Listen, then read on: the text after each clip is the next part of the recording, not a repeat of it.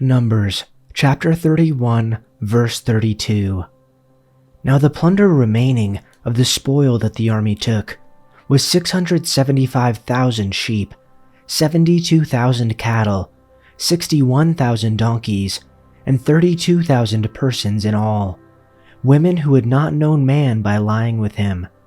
And the half, the portion of those who had gone out in the army, numbered 337,500 sheep. And the Lord's tribute of sheep was 675. The cattle were 36,000, of which the Lord's tribute was 72. The donkeys were 30,500, of which the Lord's tribute was 61. The persons were 16,000, of which the Lord's tribute was 32 persons. And Moses gave the tribute, which was the contribution for the Lord, to Eleazar the priest, as the Lord commanded Moses. From the people of Israel's half, which Moses separated from that of the men who had served in the army. Now the congregation's half was 337,500 sheep, 36,000 cattle, and 30,500 donkeys, and 16,000 persons. From the people of Israel's half, Moses took one of every 50, both of persons and of beasts, and gave them to the Levites who kept guard over the tabernacle of the Lord, as the Lord commanded Moses. Then the officers who were over the thousands of the army, the commanders of thousands and the commanders of hundreds, came near to Moses, and Moses said, "Your servants have counted the men of war who are under our command, and there is not a man missing from us. And we have brought the Lord's offering, what each man found, articles of gold, armlets and bracelets, signet rings, earrings and beads, to make atonement for ourselves before the Lord."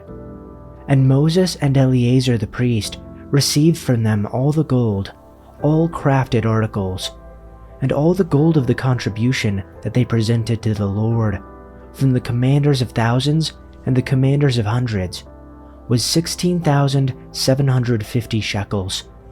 The men in the army had each taken plunder for himself, and Moses and Eleazar the priest received the gold from the commanders of thousands and of hundreds, and brought it into the tent of meeting as a memorial for the people of Israel before the Lord.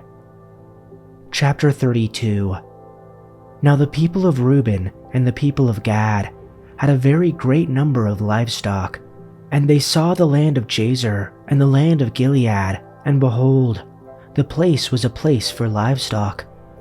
So the people of Gad and the people of Reuben came and said to Moses and to Eleazar the priest, and to the chiefs of the congregation, Adaroth, Dibon, Jazer, Nimrah, Heshbon, Elealah, Sebam, Nebo, and Baon. The land that the Lord struck down before the congregation of Israel is a land for livestock, and your servants have livestock. If we have found favor in your eyes, they said, let this land be given to your servants as our possession. Do not make us cross the Jordan. Moses said to the Gadites and Reubenites, should your fellow Israelites go to war while you sit here? Why do you discourage the Israelites from crossing over into the land the Lord has given them? This is what your fathers did when I sent them from Kadesh Barnea to look over the land. After they went up the valley of Eshcol and viewed the land, they discouraged the Israelites from entering the land the Lord had given them. The Lord's anger was aroused that day, and he swore this oath, because they have not followed me wholeheartedly, not one of those who were 20 years old or more when they came up out of Egypt will see the land I promised on oath to Abraham, Isaac, and Jacob. Not one, except Caleb, son of Jephunneh the Kenizzite, and Joshua, son of Nun, for they followed me wholeheartedly. The Lord's anger burned against Israel, and he made them wander in the wilderness 40 years, until the whole generation of those who had done evil in his sight was gone. And here you are, a brood of sinners, standing in the place of your fathers, and making the Lord even more angry with Israel. if you turn away from following him, he will again leave all this people in the wilderness, and you will be the cause of their destruction." Then they came up to him and said, "We would like to build pens here for our livestock, and cities for our women and children. But we will arm ourselves for battle, and go ahead of the Israelites until we have brought them to their place. Meanwhile, our women and children will live in fortified cities for protection from the inhabitants of the land.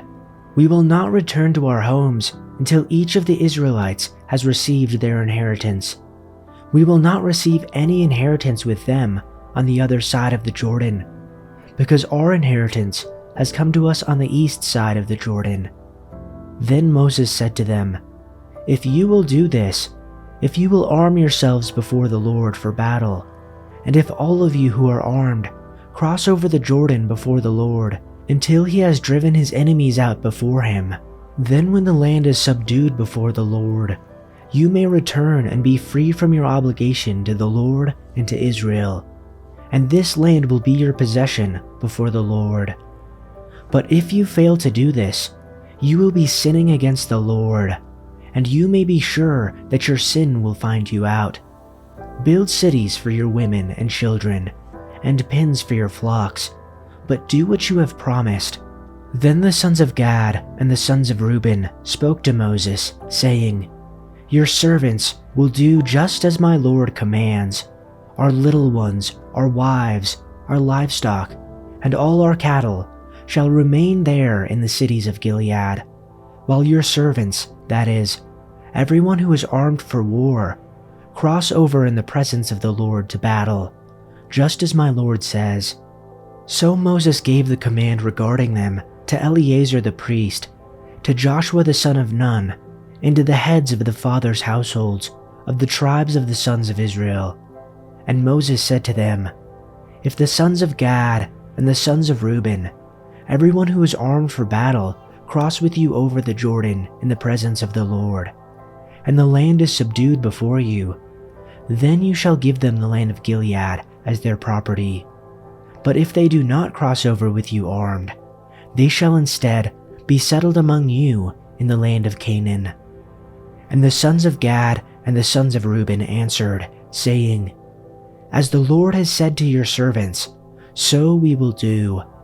We ourselves will cross over armed in the presence of the Lord into the land of Canaan, and the property of our inheritance shall remain with us across the Jordan." So Moses gave to them, to the sons of Gad, to the sons of Reuben, and to the half-tribe of Joseph's son Manasseh, the kingdom of Sihon, king of the Amorites, the kingdom of Og, the king of Bashan, the land with its cities and their territories, the cities of the surrounding land.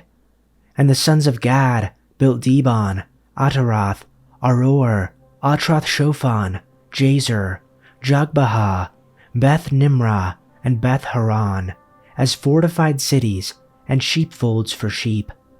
The sons of Reuben built Heshbon, Elealeh, Kiriathaim, Nebo, and Baal-Meon, their names being changed, and Sibmah, and they gave other names to the cities which they built. The sons of Machir, the son of Manasseh, went to Gilead and took it, and dispossessed the Amorites who were in it. So Moses gave Gilead to Machir the son of Manasseh, and he lived in it. Jair, the son of Manasseh, went and took its towns, and called them Havoth Jair. Nobah went and took Kenath and its villages, and named it Nobah after his own name. Chapter 33.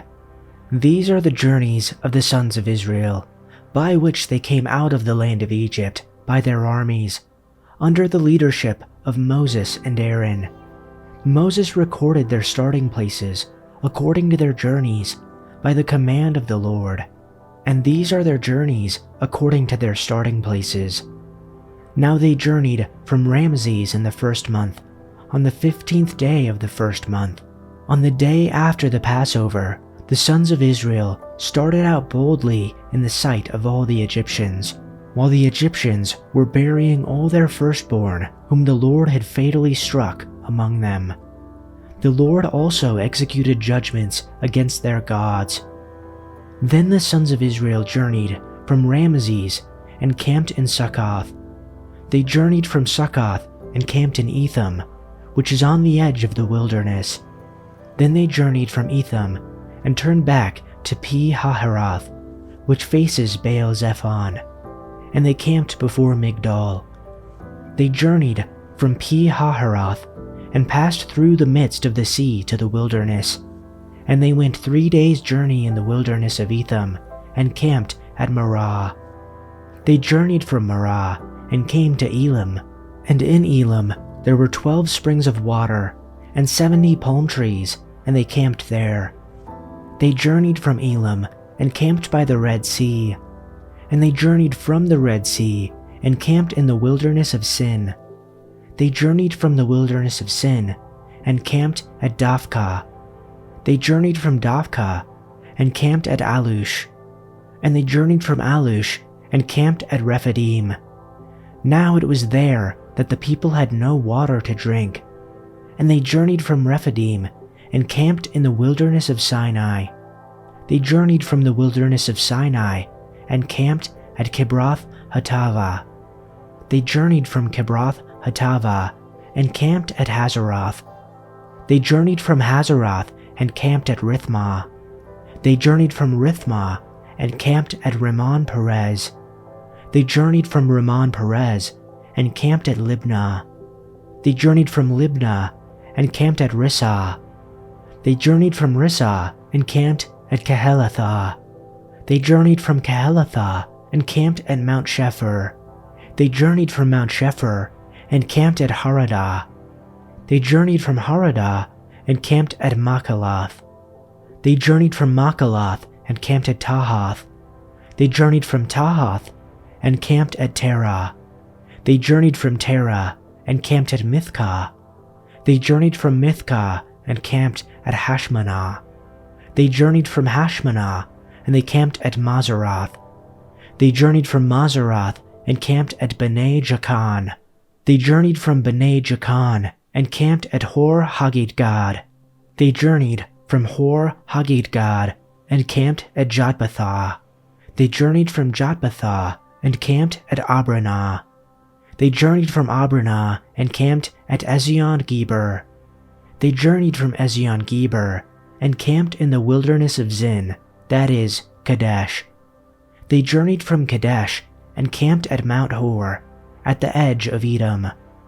While they were at the foot of Mount Hor, Aaron the priest was directed by the Lord to go up the mountain, and there he died. This happened in midsummer, on the first day of the 5th month of the 40th year after Israel's departure from Egypt. Aaron was 123 years old when he died there on Mount Hor. At that time, the Canaanite king of Arad, who lived in the Negev in the land of Canaan, heard that the people of Israel were approaching his land. Meanwhile, the Israelites left Mount Hor and camped at Zalmanah. Then they left Zalmanah and camped at Punan. They left Punan and camped at Oboth. They left Oboth and camped at Lai-Abarim on the border of Moab. They left Lai-Abarim and camped at Dibon-Gad.